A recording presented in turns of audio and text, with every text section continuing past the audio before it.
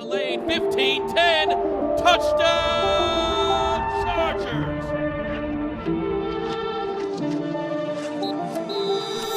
What's up, guys? Welcome into Chargers Weekly, the final one before training camp. We are 6 days away. As always, joined by Matt Money Smith. Money, mid-July NFL content is tough. People are really stretching it. We have Madden ratings. We have bench, start, cut. You know, all these things that have nothing to do really with football. And that's all going to go away next week. It is. We're less than a week away as we record this on a Thursday. Wednesday, we'll be out there. Daniel Jeremiah actually going to fill in for Petros because he is out at Media Days. And DJ and I will be doing the show on AM 570 from 9 to noon, live from training camp. So I'm guessing we'll get a lot of folks out there. And then I know you and I are going to do the pod right after that. So Yep. Probably going to get a lot of folks as well. And this is our last installment of Chargers Weekly, where some would say we're vamping. We're struggling to find content, but I feel like it's been a good run. We've addressed a lot of things. Today's going to be fun because clearly we're going to do a little training camp primer, a little roster primer here for the people. Yeah, and you know, we were in front of a few things. Like, you know, this running back thing is really blown up this week because of the franchise with Saquon Barkley and Josh Jacobs. Austin's been more vocal about it.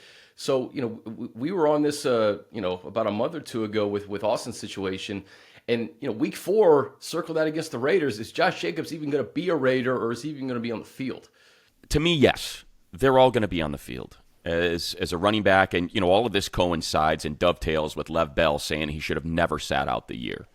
Because you learn quickly that it's unforgiving. It is. And for whatever reason, the financial dynamics surrounding this particular position right now are not to, and I get it. I understand why they're upset. If you're Josh Jacobs, you're only 25 years old. You just led the league in rushing with double-digit touchdowns, and the offense did not have a lot else going. And you're seeing Devontae Adams making nearly 3 times what you're making, and I understand, but sitting out games is not the answer. Now, they can sit out all of training camp because they haven't signed their franchise tag yet and not have any penalties, but the idea that you would walk away from a 1-year, $10, almost $11 million check, to me just doesn't jibe. If I'm Josh Jacobs, I go out there, I bust my tail, I try to put up another year like I did last year, and there'll be a $10 million a year offer for you out there come next season, and you can go wherever you want because the Raiders aren't going to franchise you a second time. So I suspect he'll be out there. It does appear as though they're trying to figure out if they have any sort of leverage, and unfortunately for them, I just think the answer is no. You know, the NFL has decided that premium positions are edge rusher, offensive tackle, quarterback, wide receiver. You know, and I'm sure Travis Kelce and George Kittle and Mark Andrews have the same sort of complaints that they're making half of what the top flight wide receivers are, and they're putting up better numbers. And they're more important because they can block. You know, in the case of George Kittle, he's busting his tail blocking guys when he's not catching passes. So we're always going to have it. I feel like a big part of it too, Chris, is that the media has really seized upon it and has chosen to make this a story beyond the displeasure of the players themselves. And so look, it's not going away. It's going to be a major story through camp because Saquon's not going to report. We'll see. Tony Pollard seems to be fine. He signed his franchise tag, and it sounds like Josh Jacobs isn't going to report. So it's going to carry through training camp. It's not fruitful to not take the money. Take the money, and then you table this to next year, and that's when you talk to your union and you figure out what can be done at that running back position at some point in the next CBA. You know, I think Zeke did it best, and I saw this. Somebody wrote this that he held out after his 3rd year, and right. That's how you have to do it now. If you want to get paid as a running back, you're going to have to be on the offensive and hold out early in the first contract that you have if you want to get any sort of payday. And I think for the people that are directing their ire and displeasure at ownership or front offices, general managers, whomever, like, don't forget that contract for Zeke did not work.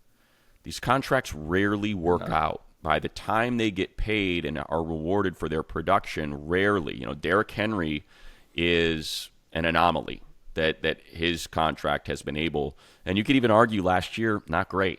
So that's the problem, is history and precedent is not on their side.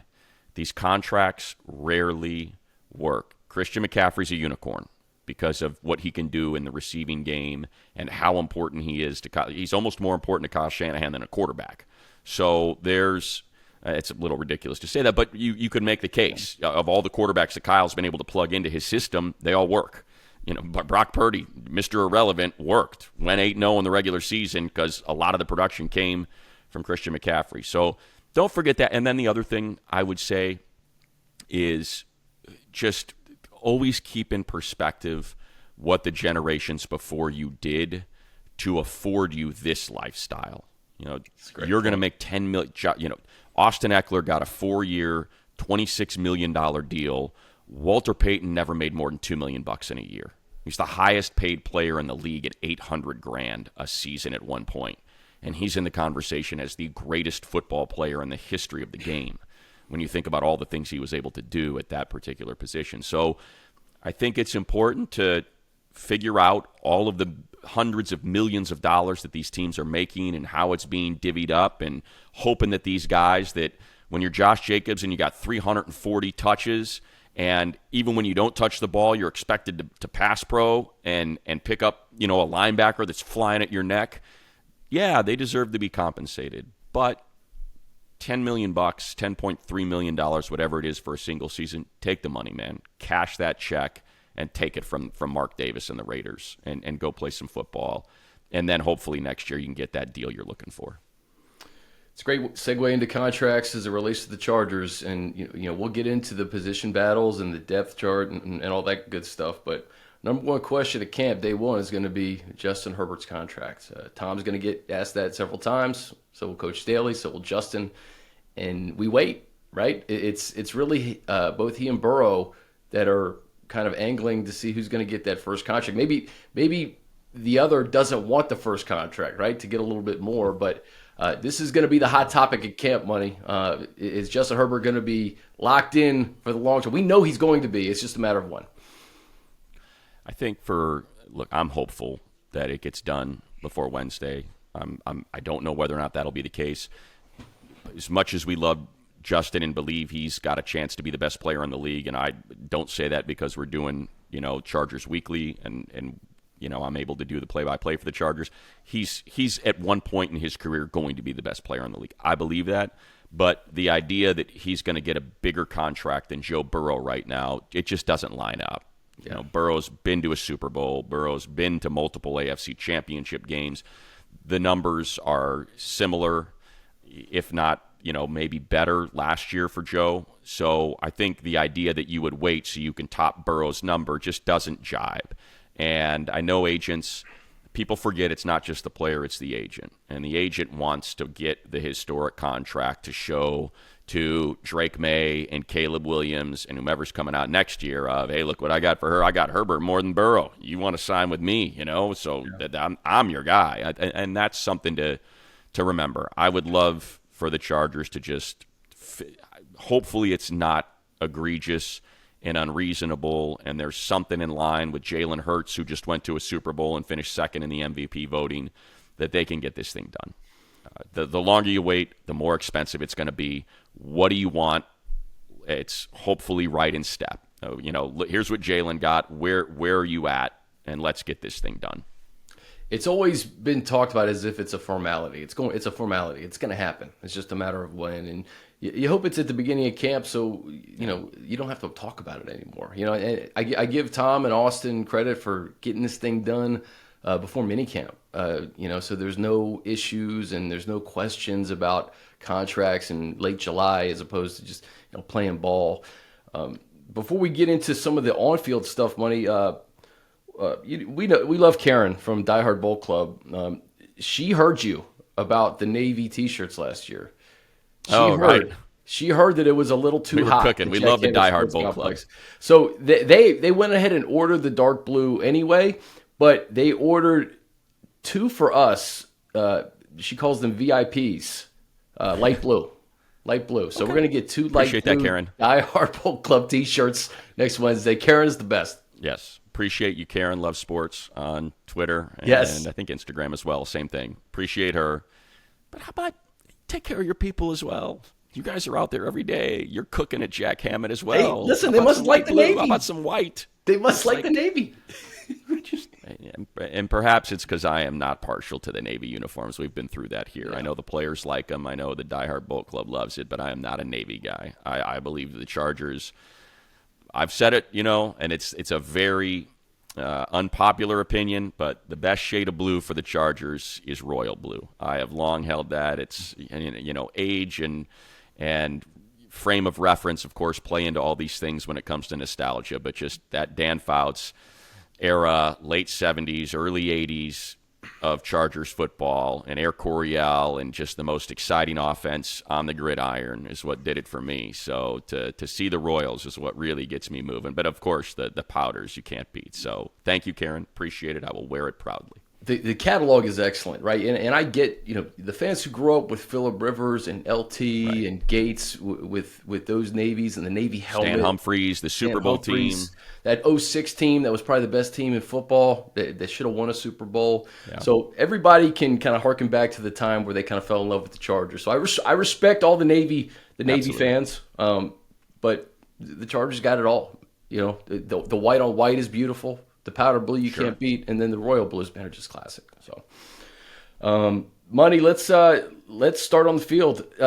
Which position battle are you most forward to watching and kind of seeing unfold? The veterans, it's fun to see Keenan and Mike and Austin and Justin, but really I think these first 2-3 weeks and really most of camp is about identifying who's going to be the new guy to contribute to this team and make a meaningful impact.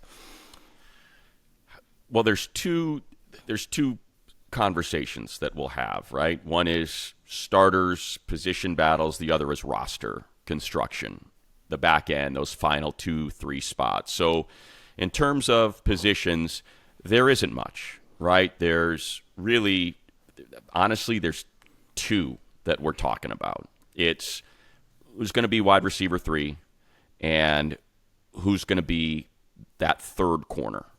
Is, I think, under the assumption that J.C. Jackson is healthy, that's the question. Is the third corner going to be – and look, I don't think enough people are bringing up the idea that J.C. Jackson might play maybe the slot is his best position because of how big he is, how strong he is, and how important it is to be a good run defender at that slot corner spot, and whether or not it makes more sense to have – so – There's so many things at play. I'll start there. I'll start with the corner, right? Because everybody is discussing, is it Ja Taylor? Is it Asante Samuel as the slot corner, assuming that JC is going to be healthy and he and Michael Davis are the outside corners. So now, because we saw Ja Taylor against some teams that ran the ball, that were heavy run, Tennessee, San Francisco, you saw a lot of Ja out there at slot because he's a bigger guy. He's probably the better run defender than Asante Samuel. Certainly not the better cover corner, but the better run defender. He played really well in the slot against Miami, with the scheme that Brandon Staley deployed to try to slow down Jalen Waddle and Tyreek and whomever they were going to put in the slot. So that's why that's been a topic of conversation for a lot of people, and you're probably going to have a lot of the Jeff Miller, Lindsey Theory, Daniel Poppers, they're all going to be writing about that in camp. How many snaps did Ja get in the slot? How many snaps did Asante get? I think the other thing to keep an eye on is whether or not we're going to see J.C. Jackson, if he's ready to go from day one, get some inside. And you might have Michael Davis, J.C. Jackson in the slot, and Asante Samuel on the outside. So that, to me, is the number one. That's the number one battle. It's the way that. And look, Brandon will tell you, nobody plays a specific style of defense anymore. Every coach is going to tell you they're multiple, and this is 4-3, and now we're in a 3-4, and now we're in a 6-1, and now we're wide nines, and it's not just umbrella coverage and 2 high safeties. That's just pre-snap disguise, and before you know it, we got one of those safeties in the box, and maybe there's 6 defensive backs out there. There's so much of that.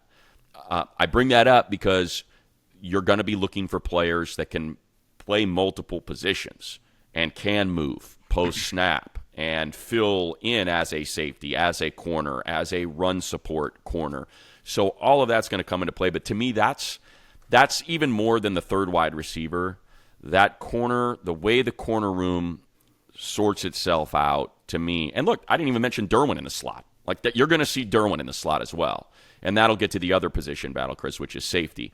But to me, that's the number one. And much of it is predicated on the status of J.C. Jackson and whether or not he's ready to go health-wise at the start of training camp on Wednesday. Yeah, I think that may be the number one storyline in terms of health. Like, is J.C. Jackson going to be ready to go and practice in late July, yet alone, like, I know you wouldn't put him in a preseason game, but, like, is he medically cleared to go and be ready for week 1 against the Miami Dolphins? We forget, it's easy to forget because he had a rough start to the preseason and start of the season, had that surgery. But he had 16 interceptions over 2 seasons with the Patriots, like the most in football. Like, we regarded him as like maybe the best corner in the NFL coming in to this administration last year. So if JC can just be close to what he was in New England, that's going to work wonders for your secondary. And you know, the fact that Ja got that run last year as a late round draft pick, the fact that you can move Derwin everywhere. Michael Davis, maybe the most underrated corner in the NFL. The way he played last year was incredible. You know, we remember Asante's 3 interceptions, but you know, we talked about him going out of that game in Jacksonville and how that really hurt the Chargers, but Michael Davis was just rock solid all year long. It's a transition to safety. Let me hit that real quick, Chris. I think that's important to remember too, right? Is don't get fooled by draft status. J.C. Jackson was undrafted. Michael Davis was undrafted.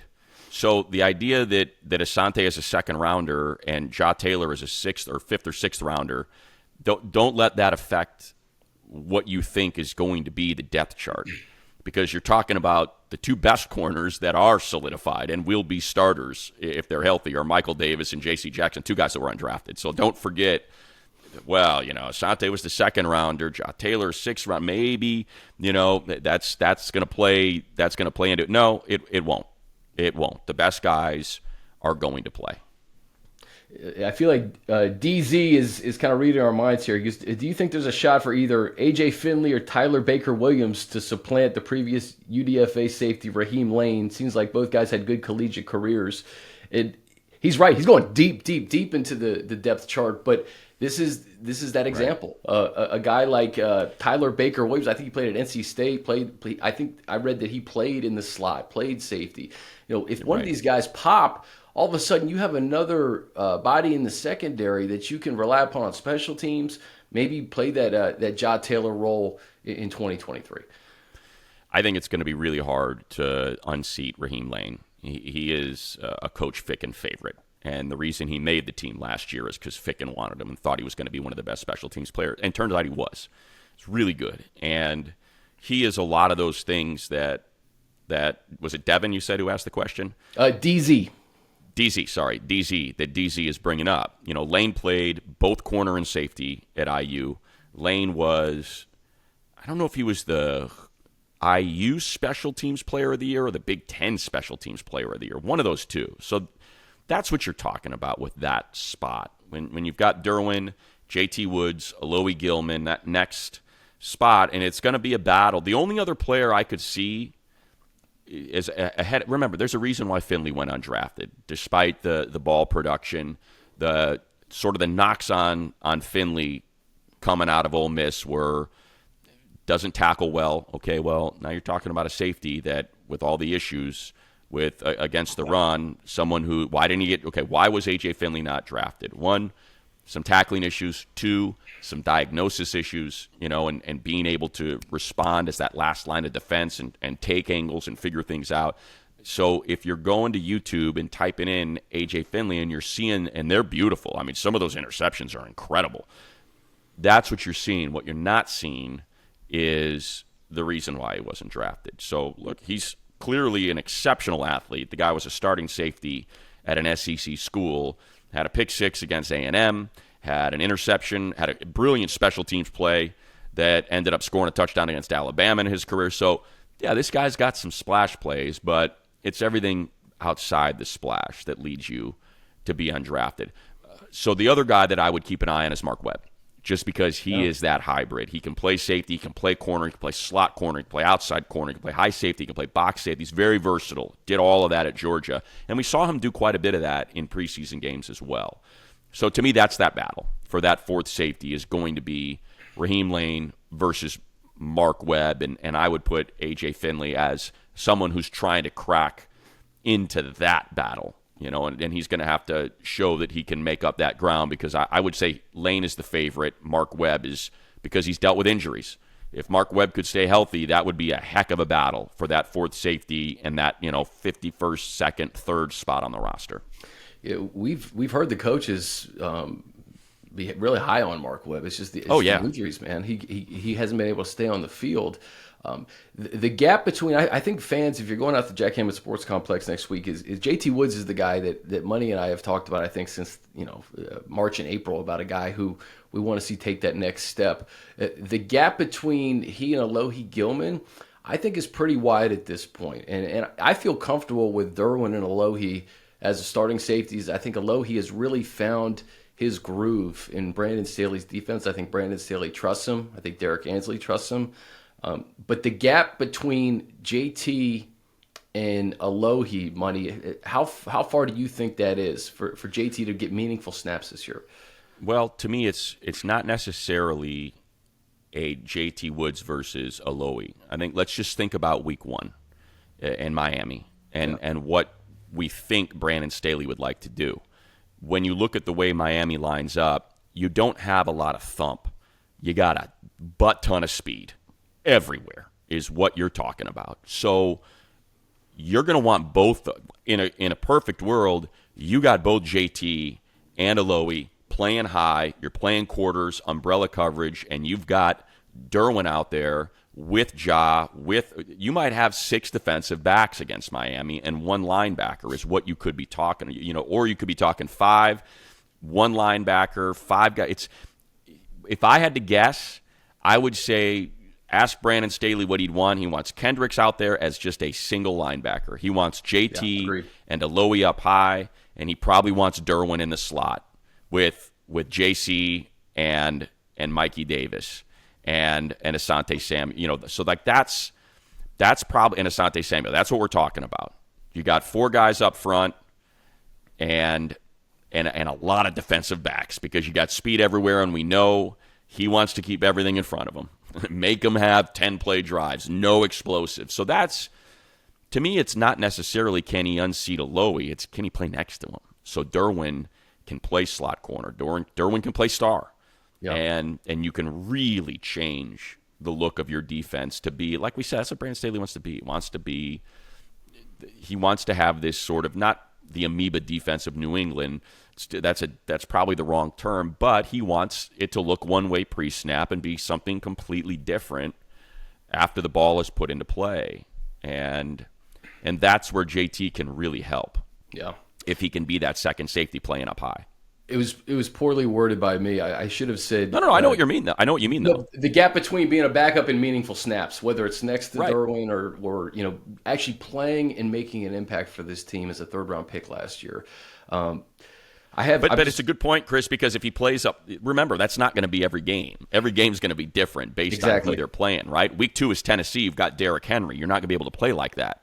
So it's going to change, or whatever. Week 3 is it? Week 2 or week 3? Whatever Tennessee is. I don't know. It's Minnesota. It's Tennessee. They're all, So that game plan's going to change. And now you're talking about, well, can JT be the guy that's up high because he's such a good ball hawk and he's able to do some things different that maybe Alohi doesn't excel at that JT does. So week to week, it's just going to look different. It's going to against Tennessee, it's going to be Eric Kendricks and Kenneth Murray out there. So that's kind of where your point comes in. Like, what's the gap? Can he be, if there's just one guy up high, can he be that guy? And we'll find out. Yeah. By the way, DeAndre Hopkins now going to be in that game week 2 against the Chargers. Sorry for scrolling over here. I'm just trying to get to these questions. This is from Anthony Money. What position group are you more comfortable with on depth? We'll stay on the topic of safety or tight end. Well, probably tight end, just because there's some certainty there. Gerald Everett had his best season last year, played great against Jacksonville, and came out as a solid why tight end? I think there's issues with blocking. Certainly, neither Parham or Everett would be considered plus blockers. They just need to be average. They need to be good enough. I think Trey McKitty is what they want. Is there a fourth tight end in there in that battle? But Stone Smart, I thought, played well in moments, in spurts last year. And I would say he's got the edge over Camp Moyer. I'm looking at the depth now. Ezike out of UCLA as an undrafted free agent. You can throw him in there as that three-way battle if they want to carry four tight ends. So I'm comfortable with Everett and Parham being 1 and 2 as long as McKitty can kind of take that next step. Yeah. So that's all right. To me, it was tight end versus safety, right? Safety, we don't know what JT Woods, if he's going to have a role. The guy barely played last year as a third-round pick, so that's a big concern to me. Jeff asked, why have we not signed one of the blocking tight ends still on the market? It was a liability last year, especially in the running game.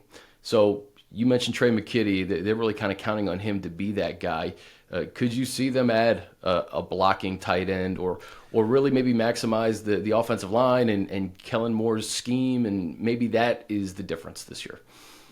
Well, it's that's probably where Ezike comes in.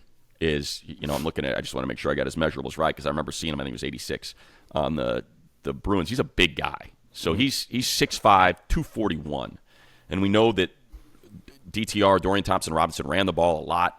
We know what kind of Chip Kelly for all of the explosive offense that people think of when they think of Chip Kelly. He wants to run the ball. Like it's a running-based offense for the most part. That's where everything starts. It's not an air-it-out offense. So he was someone who had to block a lot. So I would guess that they're hopeful that maybe he can come in and provide a little bit of competition for Trey. So when you get into your third season, regardless of where you were drafted, you got to start to produce. If you're not producing and you're a liability, then that's where you could see one of the tight ends out there. It's just, when you get into, and I'm trying to think of who's out there. I know Kyle Rudolph's out there. When you start getting into some of these guys, there's a reason why they're still out there. They're perhaps they've passed their prime, and you've got to decide whether or not a past his prime Kyle Rudolph is a better option than a third year as he's starting to figure it out Trey McKitty. So that's the stuff that they'll start balancing out. Yeah, the Chargers don't need another pass-catching tight end, right? If Parham stays healthy and Gerald Everett does what he did towards the end of last season. Money, this morning I was thinking more about the offensive line, and a lot of these guys are the same, but there's movement, right? So right. What intrigues me is where Jamari Sawyer is going to go on the right side, right guard. He played 14 games at left tackle last year. He played across the line at Georgia. Zion's going to the side next to Rashawn and Lindsley. So you would probably think that side is the more dominant side. But we saw what the Chargers did bringing back Trey Pipkins. Trey played through a lot of pain last year, and he played really well. And, he works out with Duke Manyweather along with Rashawn. What's he going to look like this year? Is he going to be even a better version? And is Jamari Sawyer that side of the line? Are they going to be able to hold up in key spots during the 2023 season?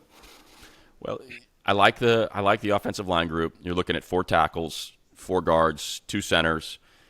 Slater, Pipkins, Foster Sorrell, that they were happy with his development last year, talking about the former number 1 offensive line prospect in the nation when he was coming out of high school, goes to Stanford, just trying to figure it out here at the next level. They like Zach Bailey a lot. So, I think the tackle, he's kind of that, is he going to make it or not? Not sure. He spent some time on the practice squad last year. Interior, they drafted Jordan McFadden, so you've got him right behind Jamari Sawyer when they drafted last year. And, of course, then your starting guards and Zion, your other starting guard, and then Brendan Hymas, who was expected to kind of be that swing to play someone who played tackle at Nebraska, could play interior, could play a little center.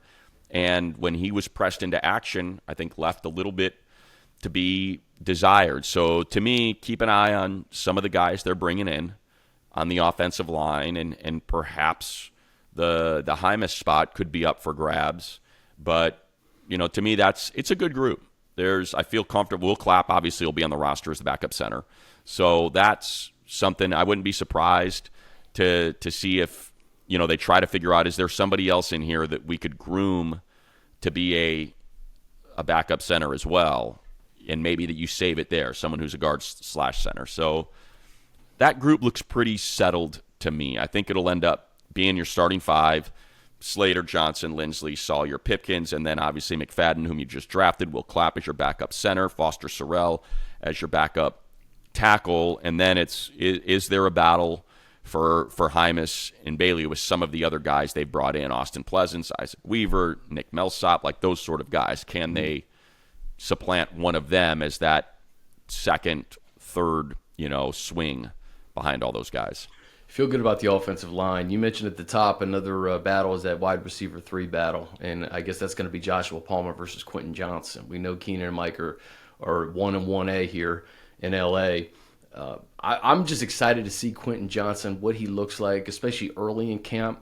But I think Josh Palmer's been a little bit forgotten this offseason just because of the excitement, the deserved excitement about Quentin Johnson coming in and eventually being maybe a potential star here in the next few years. But Joshua Palmer's development and his work ethic, man, what he does after practice with Justin Herbert and how he's leaned on Keenan Allen, I really think that that's going to serve him well in his 3rd season. And I would not be surprised in the least if he starts as the 3rd wide receiver on this team. And we kind of see how both of those guys play. I think both guys are going to play a decent amount during the regular season, but that'll be a fun kind of wrinkle to observe during preseason games.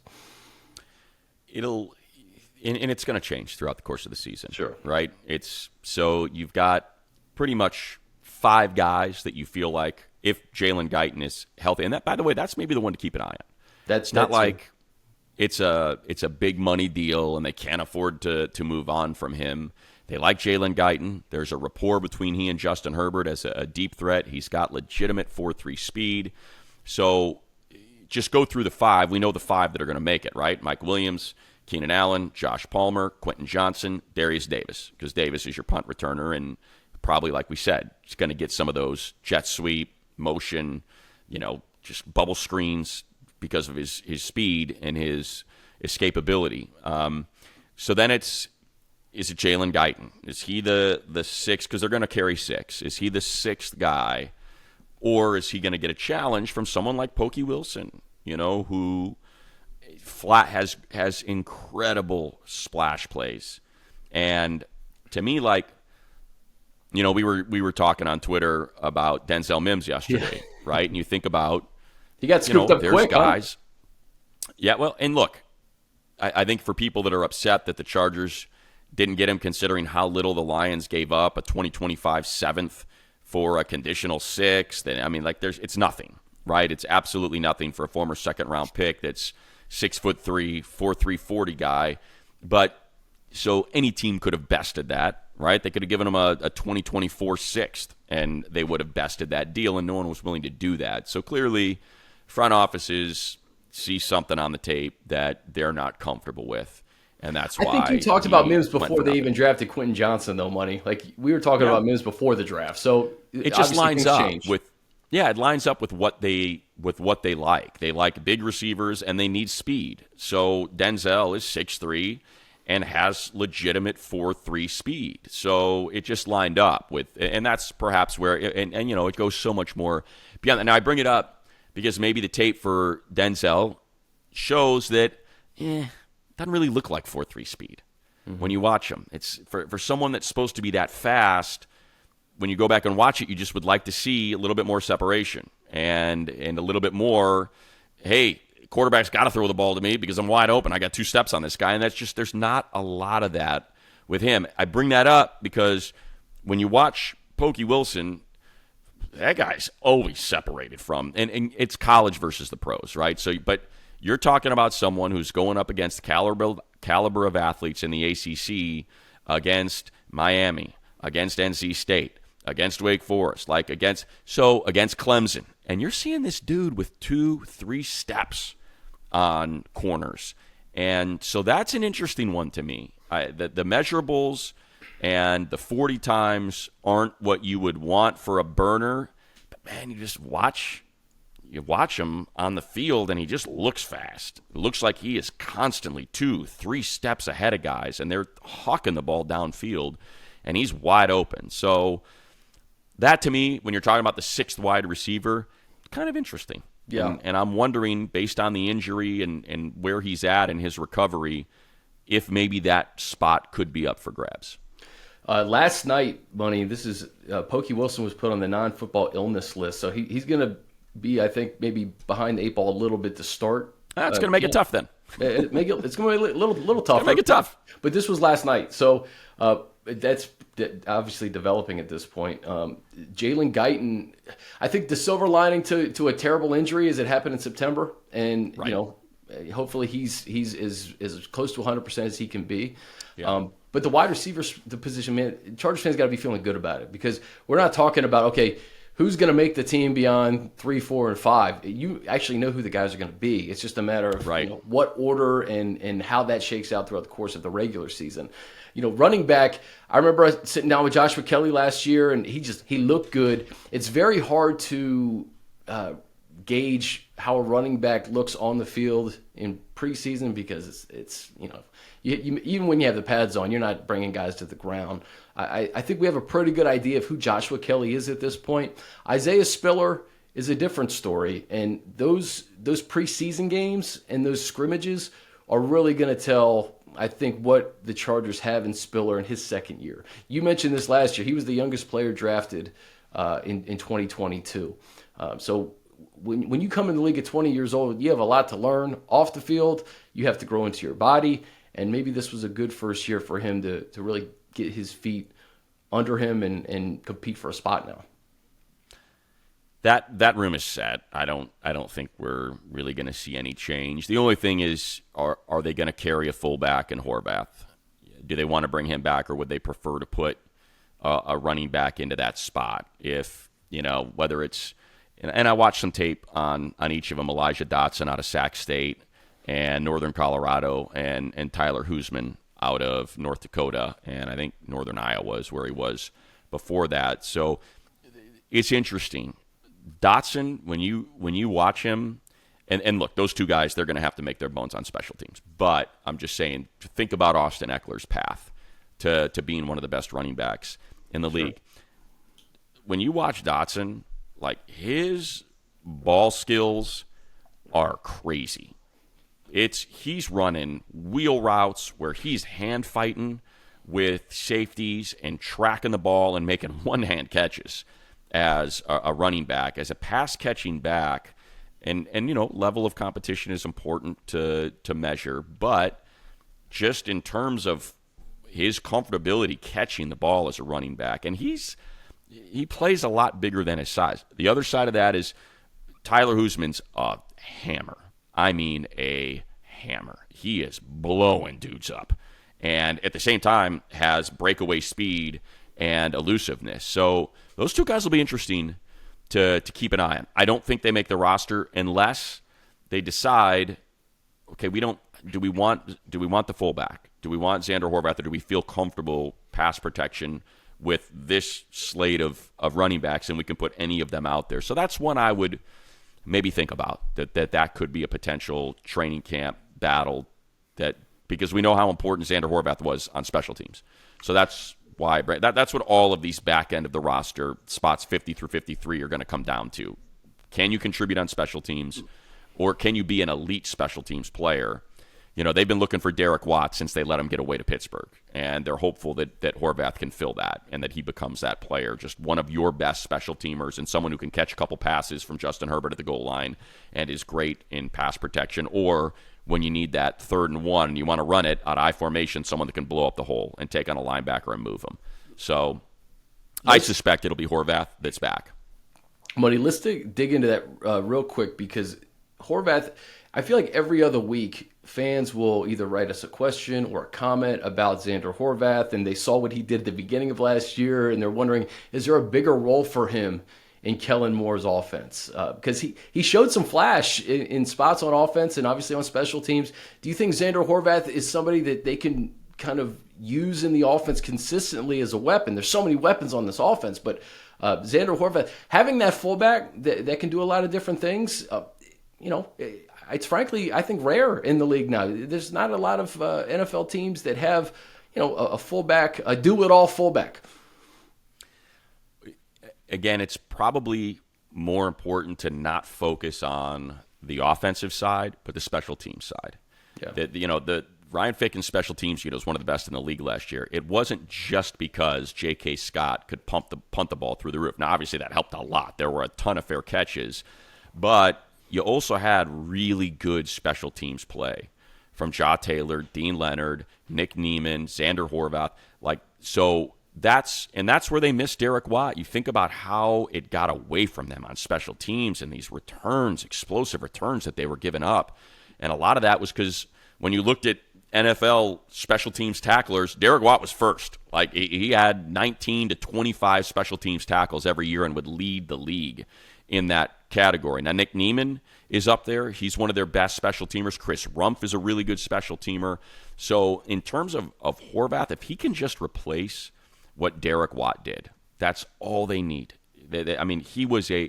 It's such a small piece, but man, did they miss him. And they had been looking for him with Gabe Neighbors that didn't work out, and now with Xander Horvath, they're trying to find him. So if he can just replace what Derek Watt was able to give him, that's a huge win. I don't think fans need to worry as much about, hey, can he catch? He's not going to be Kyle Juszczyk. Yeah. He's not going to. He looks like Mike Allstott. I don't know if he's Mike Allstott, but he looks like him. Yeah. and look, he was a running back at Purdue, and he ran and ran the ball. So I get it. And Mike Allstott went to Purdue, so there you go. I mean, I get where that connection is made, but for what the Chargers need, not best case, but floor, can he be that Derek Watt level special teamer, hit the hole, blow it open for Eckler or Josh Kelly when you need a 3rd and 1, especially on the goal line, or can you be that, play action, you're leaking out into the flat, trust you to catch the ball, and you can walk in for a couple touchdowns every year. So I think we hit the offense pretty good. I'm excited to see Easton Stick get more and more reps during the preseason as the backup quarterback to Justin. On defense, let's touch on the defensive line and linebacker quickly. Eric Kendricks, obviously a new face, so it'll be fun to see him in powder blue. We've talked about a big year for Kenneth Murray. What do you see in that linebacking core? I think you're right. You're going to see a lot of personnel where there's one linebacker on the field, and it's probably Kendricks. Yeah, I want to direct people to Chargers.com. Our friend Eric Smith, who writes over there, who's the head writer, did a thing with Jeff Howard, their new linebackers coach. And I'll tell you what, again, could be out of context, I don't know, but I'm just reading the answers, and the answer to what have been your early interactions with Kenneth Murray, very gifted, being drafted as high as he was. There's a lot of physical talent, effortful, both on the field, off the field, meeting room, intelligent guy, great communicator. I'm excited to be able to work with Kenneth. As for Dan Henley, who was drafted in the 3rd round, your thoughts? I was very high on Dan, one of my favorite linebackers in the draft, and surprised he was available when we drafted. I mean, it's 3 times as long, the answer. So again, I could be interpreting something that's not there, but it's 3 sentences on Kenneth Murray. It's 1, 2, 3, 4, 5, 6, 7, 8, 9, 10, 11, 12 sentences on Deion. So again, don't be too surprised. I know draft status is important, and it sticks to you, and that's why Kenneth Murray's going to continue to get opportunities, but don't get too attached to it, because the linebacker coach certainly is pretty sweet on Deion. Kendricks is the new guy. Murray is a guy that you want to see take another step, but Henley, I mean, his personality is infectious, and I know he's going to make an impact on special teams, but man, wouldn't it be something if he could contribute defensively and just be that piece that they didn't have last year that could do a lot of different things, because he's just a freak athlete. Again, you know what? I read the quote. I read a little bit of it. Things that stand out with me when I watch his tape, how physical he was. That's the first thing. He goes out of his way to play with the physical mentality. And then when you see his movement skills, I'm just like, this guy doesn't move like a linebacker. His history as a former receiver, played high school quarterback. You see that in his moving skills. It's intriguing. When I met with him, the best word to describe him is intentional. And that's a buzzword for coaches when they say intentional. That is as high a compliment as they will pay a defensive player. When he was describing his time of where he was at, the different schools, the Senior Bowl, what he wants to accomplish, he's very intentional and set goals of what he wanted from his situation, and he's come in here and established the same thing. It's a combo of skill set and character. I am excited about Deion. Take from that what you wish. He's like positionless. I don't know if I consider him a chess piece, right? What did we say? What does Brandon Staley want? You don't know. You think Deion's a linebacker before snap, but guess what? Now I'm pushing him into the slot, or I'm pushing him up. You're not. You think he's going to be occupying this particular space? No, I'm sending him because he can track your receiver. He's an athlete. So I think that's what we're talking about. And I know that's the thing that we've said about Kenneth is, man, when he's right, holy heck, look out. Because he is fast, he is big, he is strong, but you got to be right. At that level, you've got to be right. And so that's, I think, where that door could be open, where you could see a bigger role for Henley by the time the season rolls around. And he's rocking the number 0, right? Yeah. Love it. That's going to be fun. Love it. It'll be fun to see number 0 running around Costa Mesa. All right, finally, Money, the defensive line. We'll start with edge. We know it's Khalil and Joey's show. The other rookie, Tuli Tuipulotu, how quickly can he get up to speed and play this NFL game? Another young guy. We've seen flashes from Chris Rumph. They're going to carry 4 edge players, Rumph, Tuipulotu, and Mack and Bosa, obviously. So we'll see whether or not he can jump in front of Rumph early, but Chris isn't going to relinquish that spot easily. He's had great flashes. He's had a couple sacks. He's an exceptional special teams player as well. So that's going to be a fun battle to watch. They need it, frankly. They really need it. So I think there's still quite a bit to be desired. The nice thing is that Morgan Fox can be a little bit multiple there, and he can play inside. He could play outside. He rushes the passer so well. So, I got 4 edges and 6 interior. Morgan Fox, Sebastian Joseph Day, Austin Johnson, Tito Abonia, Nick Williams, and, of course, they just drafted Scott Matlock. So you got those 6. And then is there 7, with Moe and Hinton, David Moe and Chris Hinton, whether or not they can kind of crack that rotation. So I think it's pretty set. I feel like there's 10 D linemen, and that's going to be your 10, and hopefully they stay healthy, because we're already talking about, of those guys, Joey Bosa, of course, dealt with serious injury last year. Austin Johnson, Tito Abonia, are they going to be able to start the year, or not? And so that could open the door for Moe and Hinton to both make the roster out of camp, because Tito and Austin Johnson are ready to go. You feel good about the depth there? If those guys are healthy, yeah. If Austin Johnson and Tito are healthy, I do.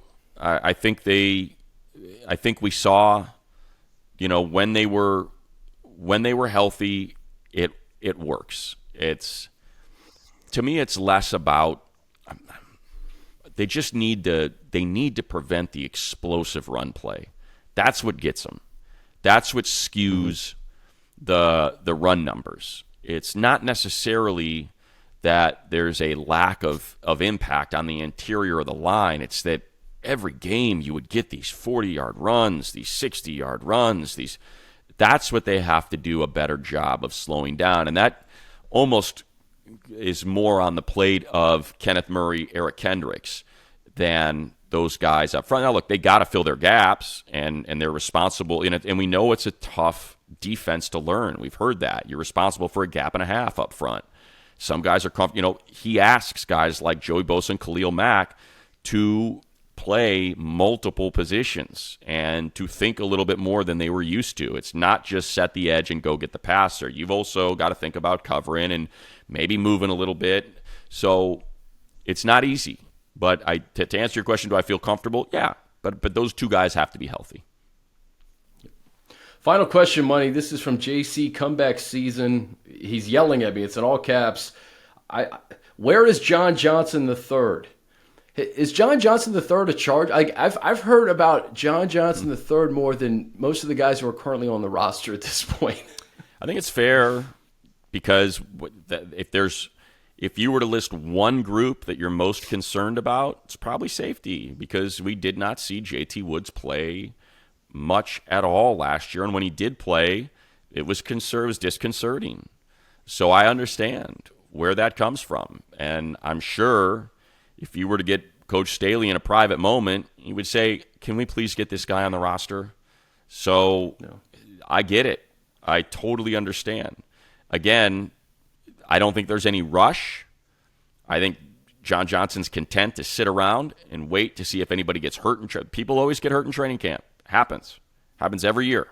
So, and I'm guessing he's not in a hurry to get back out to a camp in July and August in most of these spots where we're experiencing an historic heat wave right now. He's probably totally content to just kick it until week 3 of training camp, and then he can sign an incentive-laden deal and find the right spot for him. Look, if I were him, I'd absolutely want to be a Charger. The opportunities are going to be there.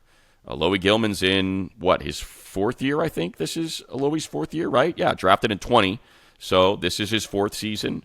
It's JT Wood's 2nd season, but he better show something.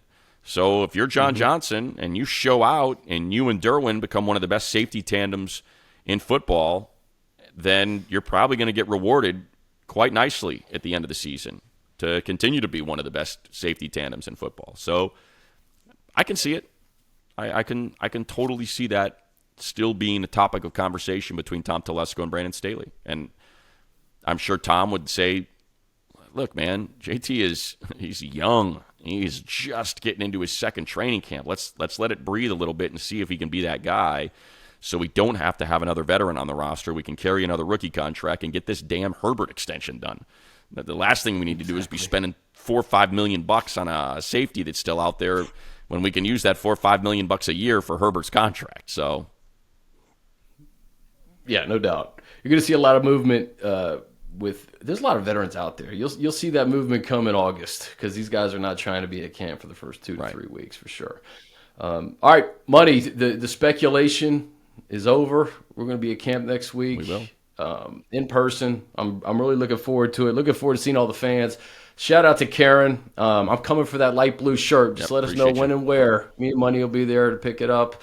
And I can't wait to see you guys at Jack Hammett Sports Complex. Anything else, Money? That's it. Can't wait to see you. I'm with you. All right, man. All right, guys. For Money, I'm Chris. This has been Chargers Weekly. We'll see you next week.